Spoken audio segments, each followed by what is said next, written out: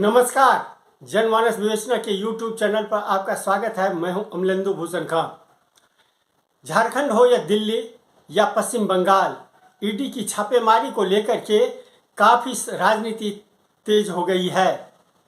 दिल्ली के मुख्यमंत्री केजरीवाल, अरविंद केजरीवाल तो यहाँ तक कह रहे हैं कि उनकी गिरफ्तारी कभी भी हो सकती है। उनको चुनावी मैदान में लोकसभा चुनाव के प्रचार प्रसार में जाने से रोकने के लिए नरेंद्र मोदी की सरकार उन्हें कभी भी गिरफ्तार कर सकती है। ठीक इसी तरह का दावा हेमंत सोरेन, जो कि झारखंड के मुख्यमंत्री हैं, वो भी कर रहे हैं। लेकिन इन दावों में कहीं भी कोई सच्चाई नहीं है। खास करके अरविंद केजरीवाल के मामले में तो यह पूरी तरह से झूठा ही है। अब आप कहेंगे कि ये गिरफ्तारी क्यों नहीं हो सकती, तो उसका सबसे बड़ा कारण है अरविंद केजरीवाल बीजेपी और नरेंद्र मोदी के बी टीम के रूप में काम कर रहे हैं। आम आदमी पार्टी जो है वो काम कर रही है बी टीम के रूप में। जिस तरह से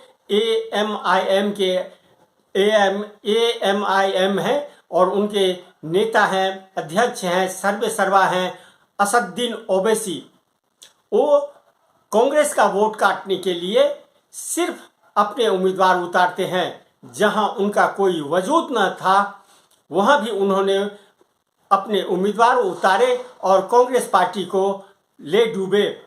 ठीक इसी तरह की स्थिति आम आदमी पार्टी की भी है। अभी हाल फिलहाल 3 राज्यों राजस्थान, मध्य प्रदेश, छत्तीसगढ़ और तेलंगाना में ये विधानसभा चुनाव हुए हैं।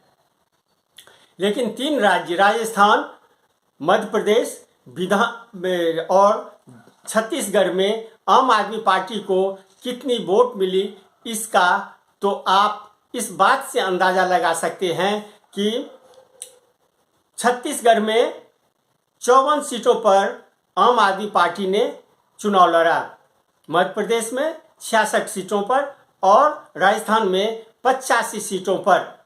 लेकिन एक भी उम्मीदवार जीत नहीं पाए।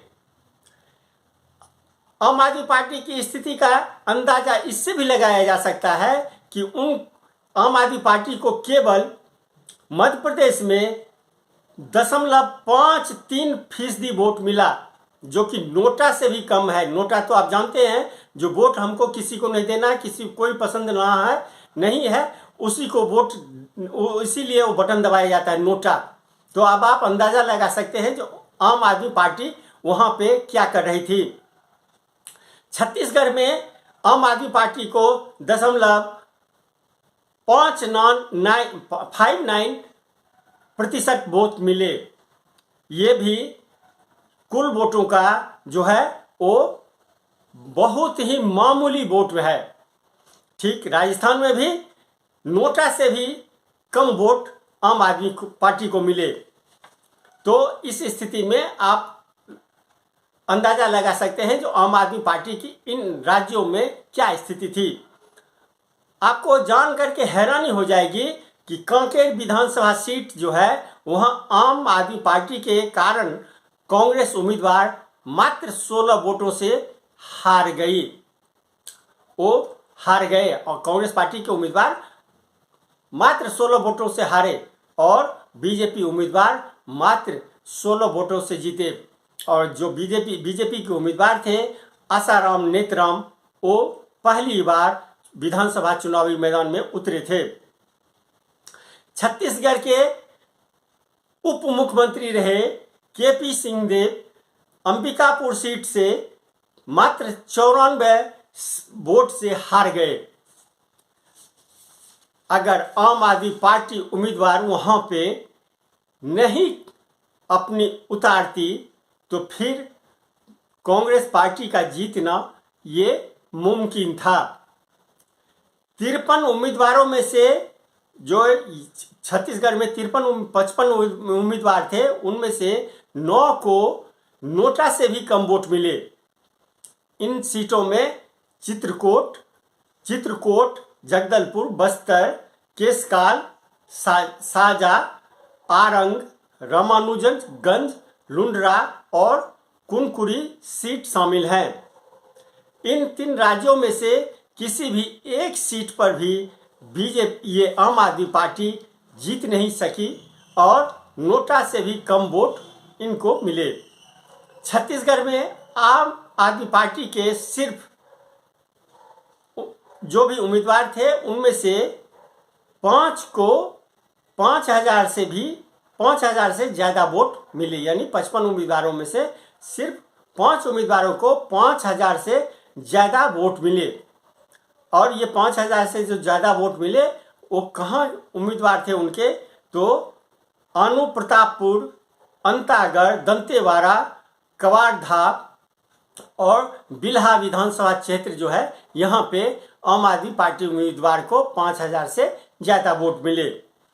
चित्रकूट, जगदलपुर, बस्तर, केसकाल, सरजा, आरंगा, रामानुजगंज, लुद्रा और कुनकुरी में तो आम आदमी पार्टी उम्मीदवार को नोटा से भी कम वोट मिले।